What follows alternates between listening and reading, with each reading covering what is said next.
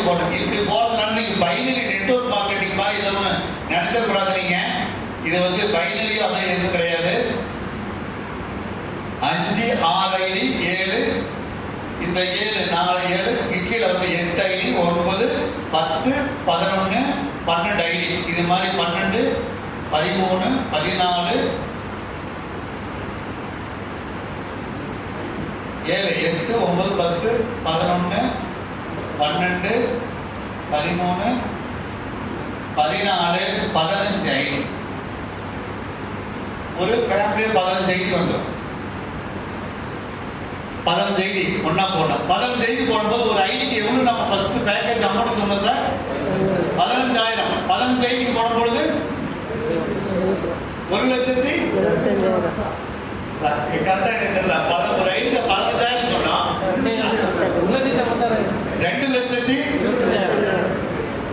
2,25,000 ரூபாய்.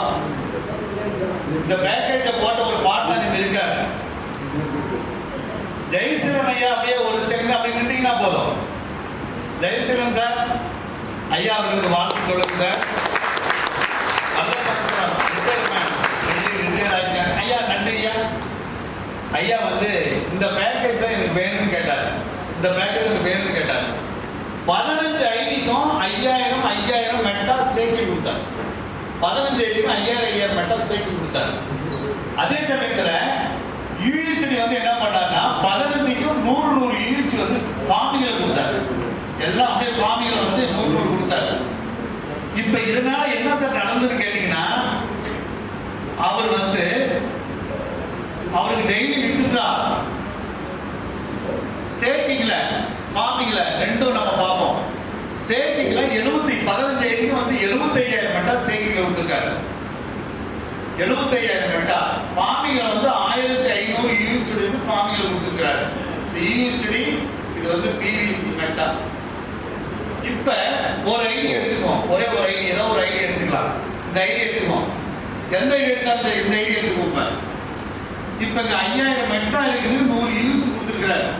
அவருக்கு டெய்லி என்ன இன்கம் அந்த ஐடியில இருந்து வரும் சார்?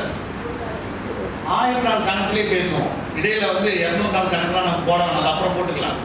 1000 நாள் கணக்கில் போடும்போது இந்த 5,000 மெட்டாவுக்கு டெய்லி எவ்வளவு வரும் சார்? 10. மாதத்திற்கு 30. 30னா 300.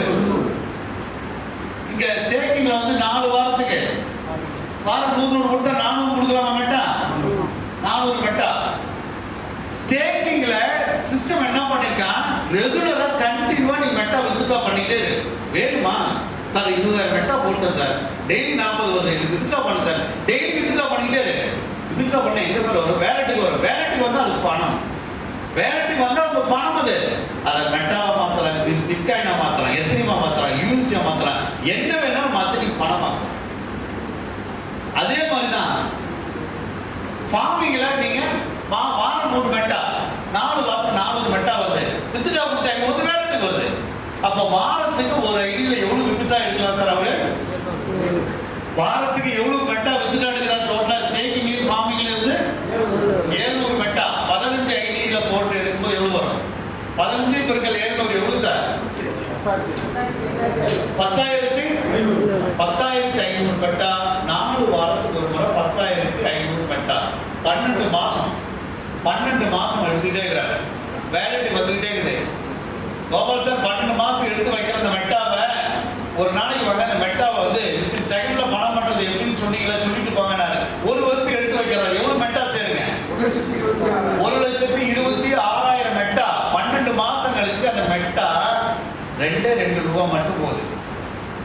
2 ரூபா மட்டும் போகுது. எவ்வளவு ஆச்சு சார் பணம்?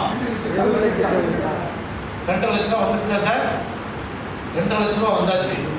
ஆனா அதுக்கு மேல மேல மேல அது வந்துகிட்டே இருக்கும் ஒரு புறம். இப்ப இந்த இடத்துல என்னன்னு கேட்டீங்கன்னா, நீங்க ஒரு விஷயம் தெரிஞ்சுக்கணும். தெரிஞ்சதுனாலும் புரிஞ்சாலும் பரவாயில்ல. பிட்காயின் ஒரு காயின் உங்ககிட்ட இருக்குது, எத்தனையும் இருக்குது. இந்த காயின் நீங்க பணம் பண்ணணும்னா என்ன பண்ணுவீங்க சார்? இந்த பணம் பண்ணணும், பிட்காயின் இது பணம் ஆகணும், என்ன செய்வீங்க சார்? என்ன பண்ணுவீங்க சொல்லுங்க. எந்த எக்ஸ்சேஞ்ச் போய் என்ன பண்ணுவீங்க சார்? யூஎஸ்டியே மாத்தணும். ஃபர்ஸ்ட் டாலரா யூஎஸ்டியே மாத்தணும். அந்த டாலரா மாத்தி எக்ஸ்சேஞ்சில் செல் போடணும். செல் போட்டீங்கன்னா உங்களுக்கு பணத்தை அனுப்பிச்சுன்னா அதை மறுபடியும் எடுத்துக்கணும். கேஷ் அக்கௌண்ட்ல 3 நிமிஷம் அக்கௌண்ட்ல பணம் கிரெடிட் ஆகும். இதுதான் அதே மாதிரி தான் பிவிசி மெட்டாவை விற்கணும், பணமாக்கணும், யூஎஸ்டியா மாற்றணும், விற்கணும், பணமாக்கணும். இதெல்லாம் கொஞ்சம் கற்றுக்கணும் சார், கற்றுக்கணும், அவ்வளோதான். கற்றுக்கிட்டானாக்கா இது அருமையான வணிகம். கற்றுக்கல அப்படின்னாக்கா 2008 உலகத்துக்கு வந்த ஒரு கரன்சி, கிரிப்டோ கரன்சி உலகம் முழுக்க ஆதிக்கமாகிட்டு இருக்குது.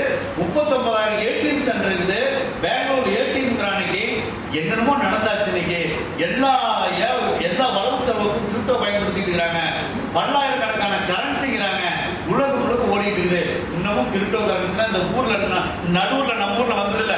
இந்த ப்ராடக்டை வச்சு இன்வெஸ்ட்மெண்ட் வச்சு இந்த ரெக்கரிங் டெபாசிட் ஏதோ நிறைய பிசினஸ் வந்து பாதிச்சதுனால அவனை மாதிரியே இவனும் இருக்கிறாங்க, அல்லது அது மாதிரியே இது இருக்குதுயா, இவனும் போயிடுவான் அவனும் போயிடுவான்னு சொல்லிட்டு இதெல்லாம் கண்டுக்காம இருந்தோம்னாக்கா நம்ம சமூகத்துக்கு அடுத்து நம்ம வரக்கூடிய சந்ததியினருக்கு நீங்க நல்ல விஷயத்தை கொடுக்காம நம்மளை நாமே புத்திசாலித்தனம்னு சொல்லிட்டு ஏமாந்து இருக்கிறோம் நண்பர்களே.